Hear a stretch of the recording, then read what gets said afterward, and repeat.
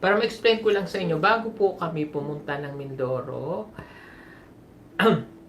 wala po kaming problema nila Kuya Eli. Nagkataon lang po talaga na nakaalis na ako noon dito at nasa sa Maynila na po kami. Okay? So yun po yung explanation ko lang. Regarding naman po kung ito para nasa 1,000 viewers na rin naman tayo. Marami kasi ako na-receive na message dahil nagpunta nga po ako ng Mindoro at tumulong tayo sa mga kapatid at kababayan nating mangyan.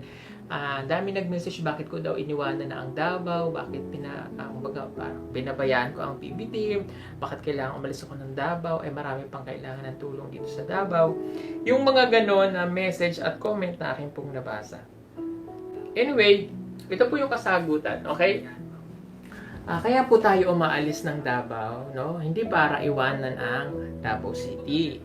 Umaalis po talaga ako, kaya nga di ba po, ang pangalan ng aking channel ay Pugong Biyahero. So tayo ay nagbabiyahe from different places ng Pilipinas para mayroon po tayong matutulungan.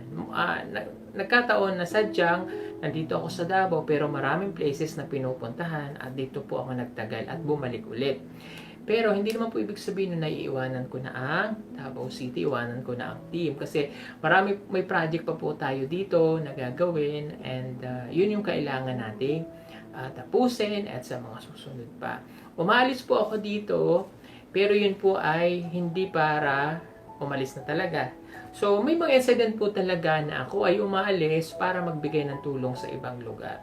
Katulad nung ginawa PBT Mindoro, si Ren Vlogs, yung inaanak ko sa kasal, na matagal ko na rin pong kasama since 2022. Yan, bago po ako pumunta ng Davao City, bago pa ako nakapag-vlog dito, sila na yung mga unang kasama ko na nagbatangas po kami.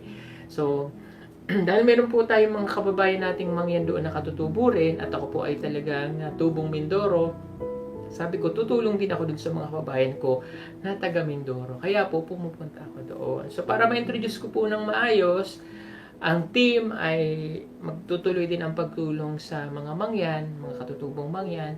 Yung kapatid ko po na si OnJ TV at si PBT Friends, yung part ng PBT Mindoro natin, sila po yung tutulong doon. Pero ako po, nandito pa rin sa Davao, lilipad doon, tutulong, or any other places ng Pilipinas. Mayroon din po akong gagawin na pupunta ako sa mga Aita, sa parteng norte, malapit na po yan.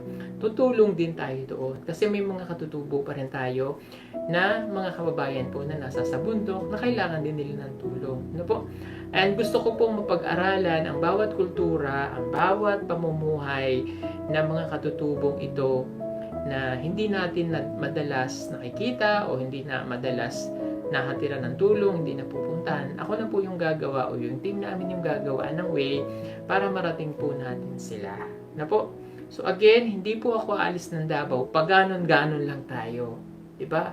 Tulad ng sinabi ko, ang YouTube channel na pangalan ko ay Pugong Biyahero. Yung word na pugo, ay galing yan sa tiyahin ko. Shoutout kay Nanay Lorna. Yan. Nung bata ako at yung mga pinsan ko, ang tawag nila sa akin ay pugo. So inisip ko yung pugong, kaya naging pugong siya. Pero kung titingnan nyo po, ang ibo na tawag ay pugo. So lumilipad kung saan. Kaya nilagyan ko siya ng biyahero. Yun po yung ibig sabihin nun. Pugo, parang ibo na lumilipad kahit saan bumupunta.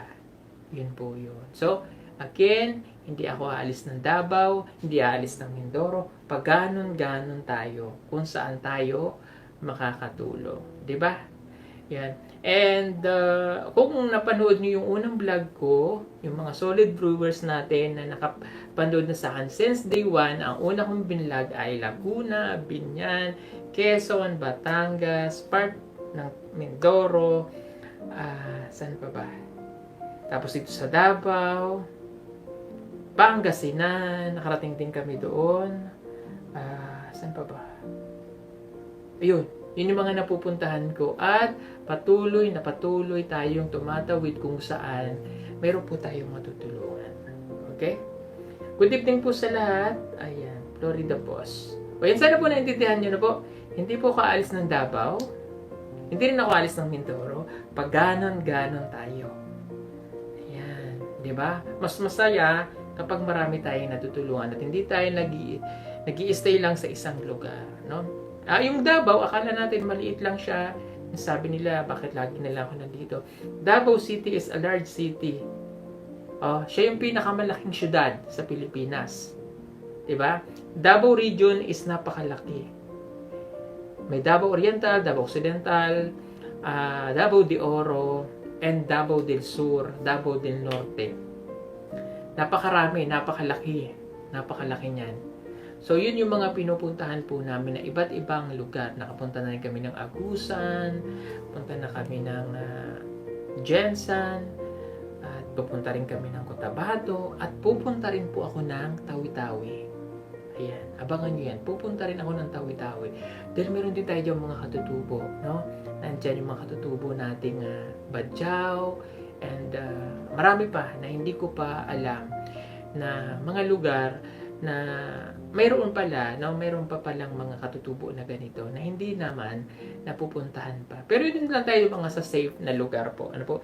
And ako excited talaga ako na mapuntahan talaga yung mga Aita dyan sa Norte, sa Tarlac, Zambales. Excited ako yan. Gusto kong makita yung pamumuhay din nila dyan. Pinag-aaralan na po namin ng tip ang pagpunta ng Tawi-Tawi, pagpunta ng... Pero iba-iba po yung mga kasama natin dahil meron naman tayong tip. Na po? Halimbawa, hindi sila Kuya Eli na dito sa Davao, hindi sila pwedeng pumunta dahil meron tayong mga binablog dito, hindi sila makakapunta ng Maynila, 'di ba? Yung mga team ko, nag-uusap-usap kami kung saan kami, 'di ba? Kaya nga po may PB team, no po. Yun yung ano namin. So, pwede naman pumunta sila Kuya Eli, din doon pag halimbawa may time, o kasi sila Peter Paul, ganun po. Opo. At doon po sa mga nagpapadala ng package, naibigay ko na yung mga address, may mga darating ng package sa Mindoro para matulungan din po natin yung mga kapatid nating katutubong mangyan. At pwede rin po kami tumanggap sa Luzon para naman po sa mga kapatid nating Aita, dadalhin din natin doon po. Magti-thank you lang ako again sa inyong lahat, sa inyong suporta at pagpamahal. Salamat po at pinipili nyo kaming number 1 po sa inyong mga puso. Salamat sa suporta kahit saan ako pumunta. Palagi po kayo nandyan para kami ay panoorin. Panoorin nyo po ang lahat ng mga PPT member. Sina Tito Herns TV, Tres Marias, Ren Vlogs, Onjay TV, Mastering Ring, Madam Yola, Copper's Vlog, Kuya One Show, Tita PB Love, Kuya Eli, Peter Paul, Madam Yola. At syempre, Pugong Piyahero. Marami pong salamat. At syempre ba, malimutan ko si Peking Bombay at si Kuya Noy. Ayan. Marami pong salamat. And dito ko na lang tapusin yung vlog natin, yung live natin. Abangan nyo po bukas. May upload po tayong bago at sa mga susunod na araw. Marami pong salamat. God bless po sa inyong lahat. Bye-bye.